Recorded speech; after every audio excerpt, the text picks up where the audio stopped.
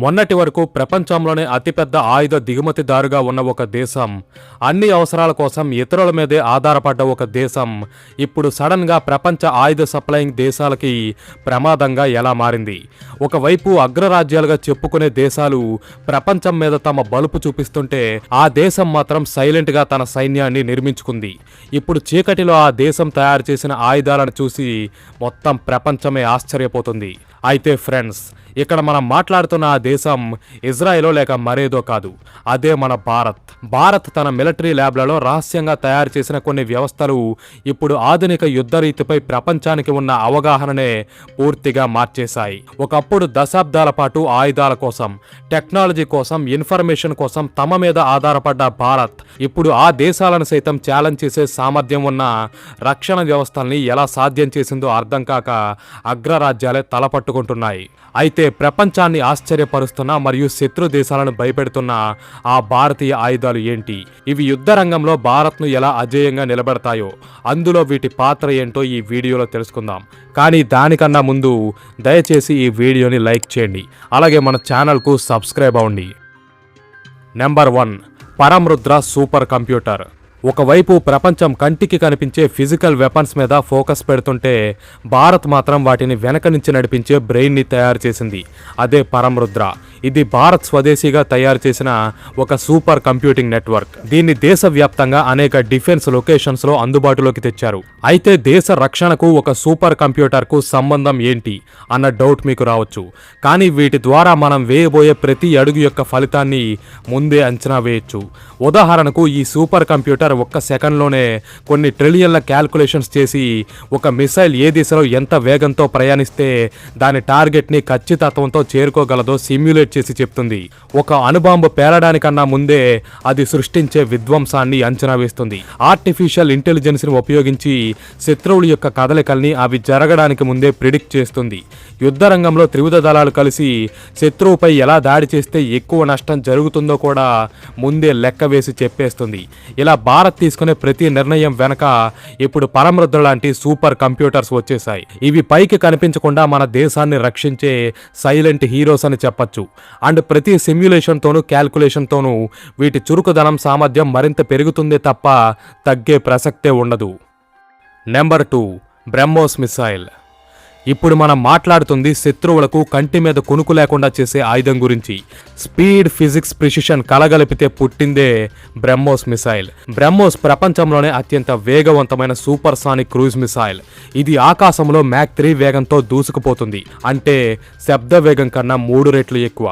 అంటే గంటకు 3700 కిలోమీటర్ల వేగం. ఈ వేగం ఎంతంటే, ఒక్కసారి బ్రహ్మోస్ మిసైల్ ఫైర్ అయిన తర్వాత దాన్ని డిటెక్ట్ చేసి ఎంగేజ్ చేయడానికి మీ దగ్గర కేవలం కొన్ని సెకండ్ల టైం మాత్రమే మిగులుతుంది. కానీ బ్రహ్మోస్ని ఆపడానికి ఆ టైం సరిపోదు.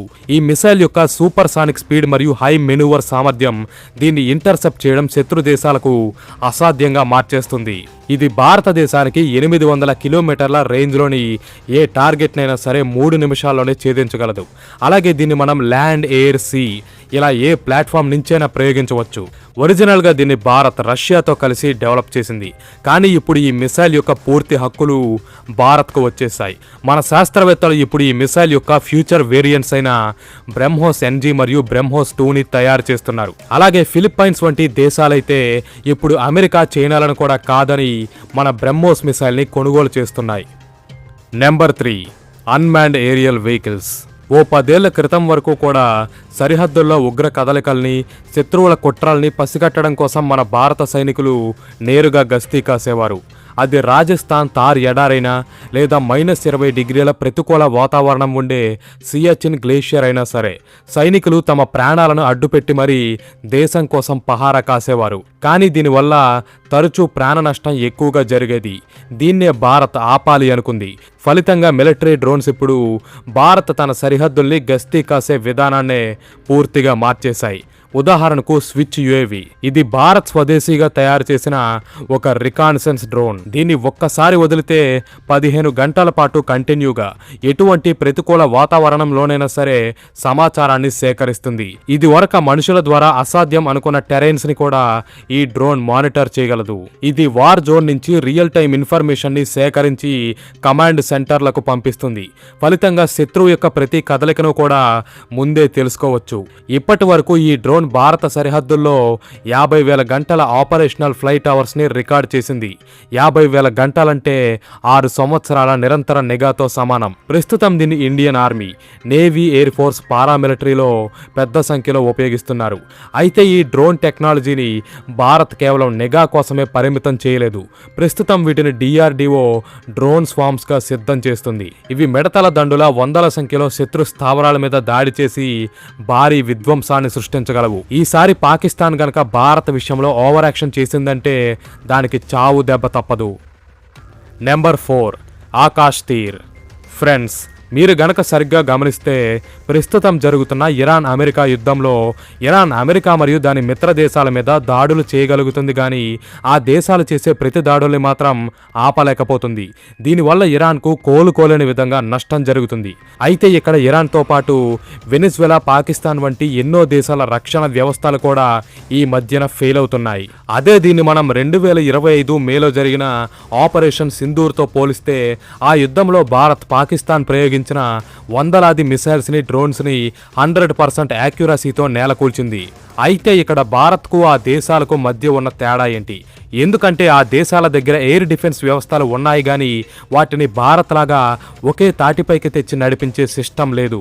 మనకు ఆ దేశాలకు ఉన్న వ్యత్యాసం పేరే ఆకాష్ తీర్. దీన్ని భారత్ ఎలక్ట్రానిక్స్ లిమిటెడ్ తయారు చేసింది. ఈ ఆకాష్ తీర్ ఒక AI ఆధారిత వ్యవస్థ. ఇది మన సైన్యం దగ్గర ఉన్న S-400 బరాక్, ఆకాష్ వంటి రక్షణ వ్యవస్థల్ని ఒకే గొడుగు కిందకు తెస్తుంది. వాటిలో ఉన్న రాడార్స్ ని, సెన్సార్స్ ని, మిసైల్స్ ని అనుసంధానిస్తుంది. ఫలితంగా మానవ జోక్యం అవసరం లేకుండానే ఆకాష్ తీర్ ఇండిపెండెంట్ గా శత్రు టార్గెట్స్ ని గుర్తించి నాశనం చేయగలదు.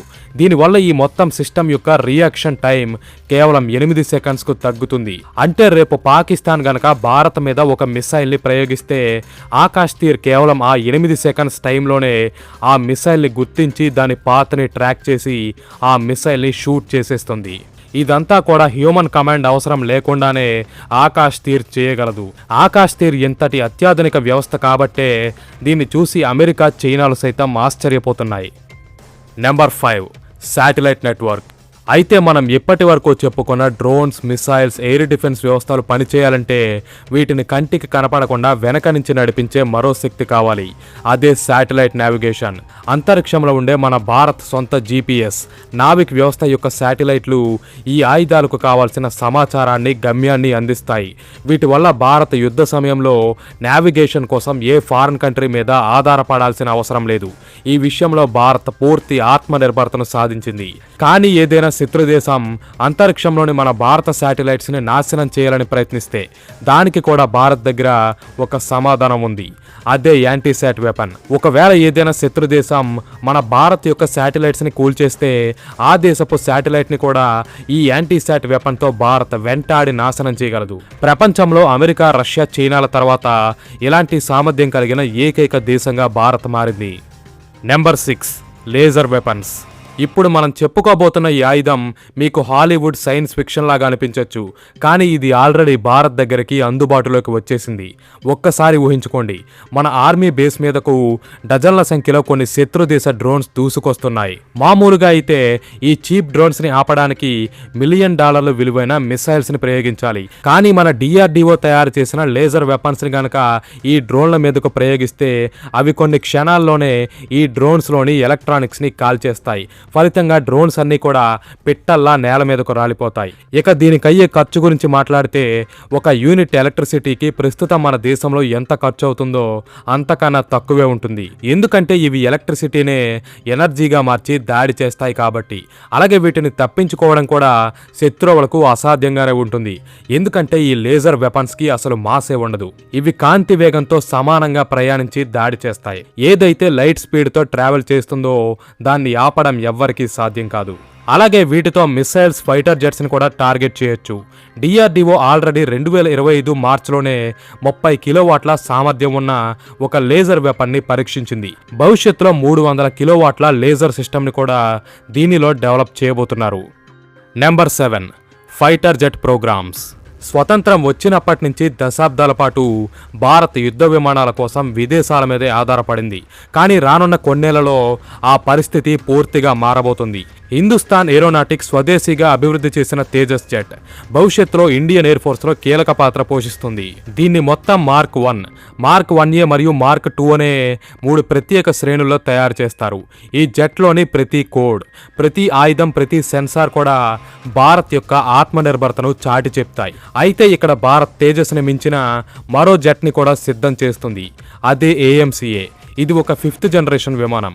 అంటే ఈ జెట్ దాడి చేయడానికి వెళ్ళినప్పుడు దీని రాకను పసిగట్టడం శత్రు దేశ రాడార్లకు అసాధ్యంగా మారుతుంది. ఫలితంగా శత్రువులు గుర్తించేలోపే వారిని కోలుకోలేని విధంగా ఈ జెట్ దెబ్బ కొట్టగలదు. భవిష్యత్తులో భారత గగనతలాన్ని సంరక్షించడంలో ఈ 2 జెట్స్ కీలక పాత్ర పోషిస్తాయి. ఈ రకంగా ఒకప్పుడు అన్ని అవసరాల కోసం విదేశాల మీదే ఆధారపడ్డ భారత్ ఇప్పుడు అగ్రరాజ్యాల రక్షణ వ్యవస్థలను సైతం సవాల్ చేసే స్థాయికి చేరింది. ఈ రకంగా భారత్ బలహీనత నుంచి కూడా బలంగా మారొచ్చని, ఆధారపడటం నుంచి కూడా ఆధిపత్యాన్ని సాధించొచ్చని ప్రపంచానికి నిరూపిస్తుంది. అయితే ఇక్కడ భారత్ ఆయుధాలను సొంతంగా తయారు చేయడానికి మాత్రమే పరిమితం అవ్వలేదు. వాటిని విదేశాలకు కూడా ఎక్స్పోర్ట్ చేస్తుంది. గత 10 ఏళ్లలో భారత్ యొక్క రక్షణ ఎగుమతులు 50 రెట్లు పెరిగాయి. గడిచిన 2025-26 ఫిస్కల్ ఇయర్లోనే భారత్ 38,000 కోట్ల రూపాయల విలువైన రక్షణ పరికరాల్ని విదేశాలకు అమ్మింది. అండ్ ఈ నెంబర్స్ అనేవి ప్రతి సంవత్సరం కూడా పెరుగుతూనే పోతున్నాయి. అందుకే ఇప్పుడు అగ్రరాజ్యాలు కూడా భారత్ యొక్క ఎదుగుదలను చూసి భయపడుతున్నాయి. Thanks for watching. జై హింద్.